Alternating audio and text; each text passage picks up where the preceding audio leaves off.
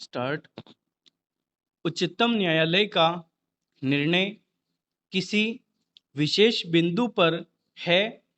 उच्च न्यायालय यह कहकर टाल नहीं सकता कि संबंधित कानून प्रावधान ध्यान में नहीं लाएगा या एक विशेष दृष्टिकोण पर विचार नहीं किया गया।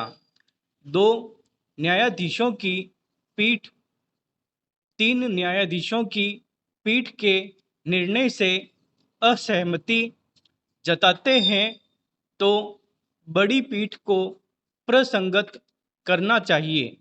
जहां अपील न्यायालय में विरुद्ध पीठ में दोनों न्यायाधीशों भिन्न भिन्न मत व्यक्त करते हैं और मामला तीसरे न्यायाधीश के निर्णय के लिए प्रसंगत होता है तो तीसरे न्यायाधीश का फैसला आने पर ही वह निर्णय पूर्ण होता है और उसकी अपील हो सकती है।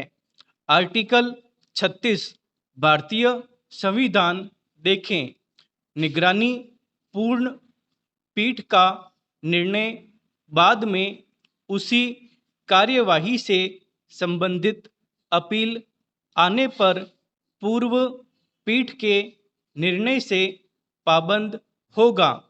निवेदन था कि दो न्यायाधीशों ने निर्णय दिए हैं। इस मामले को जो आकस्मिक श्रमिक से संबंधित था। विपक्षी के वकील का कथन था कि इस न्यायालय के 3 निर्णय हैं जो उच्चतम न्यायालय के निर्णय पर आधारित हैं। जागरूक परिवादी है तो अंत तक लड़ाई लड़ने में सक्षम है या उनको या उनके वकील को पूर्ण सहयोग पुलिस से या न्यायालय से या कानून से मिलता है। सरकार ने अपनी जिम्मेदारी लोक अभियोजकों पर डाल रखी है और वे परिवादी के वकील को आगे आने दें या नहीं उनकी इच्छा पर निर्भर करता है।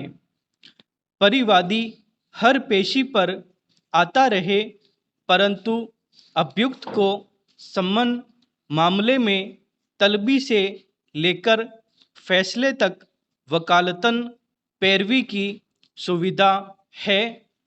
वारंट मामलों में भी इस सुविधा का लाभ मिल जाता है। परिवादी का मामला अदम पैरवी में खारिज हो जाए तो पुनः बहाली के अधिकार नहीं है। जो निगरानी 482 दंड प्रक्रिया संहिता के तहत ही कार्यवाही संभव है। पुनः बहाली की पुलिस तफ्तीश को प्रारंभतः ईश्वर सत्य के रूप में स्वीकार किया जाता है जबकि परिवादी पर हमेशा शंका की दृष्टि परिवाद में रखी जाती है। इसके अलावा देरी के मामलों में व गवाहों की सुरक्षा के अभाव में गवाहों का न होना या बदलना स्वाभाविक है। गवाहान इस प्रकार के होते हैं जो वास्तव में मौके पर होते नहीं और फिर भी उनके बयान 161 दंड प्रक्रिया संहिता में लिख लिए जाते हैं। घटनास्थल बदल दिया जाता है। घटना का तरीका बदल दिया जाता है। क्रॉस केस में दोनों पक्षों की चोटों का विवरण अभियोजन चालान के साथ जानबूझकर पेश नहीं करता। और प्रसारित नहीं करता कि किसी प्रकार अभियोजन पक्ष के साथ ज्यादती हुई और अभियुक्त दोषी है और जिसके कारण अभियुक्त अपनी बात को इसके विपरीत साबित करने के लिए सब प्रयास करता है और अपनी चोटों को अलग से प्रमाणित करने के प्रयास में समय लेता है, जिससे निर्णय में देरी होती है। आबकारी मामलों में संयुक्त कब्जा न होते हुए भी स्पष्ट चालान नहीं आता और फिर भी चालान पेश कर दिया जाता है। यह बात कानून के ज्ञान की नहीं है, बल्कि जानबूझकर ऐसा किया जाता है। सहायक लोक अभियोजकों की राय लेकर चालान किए जाते हैं, जो कानून के जानकार होते हैं।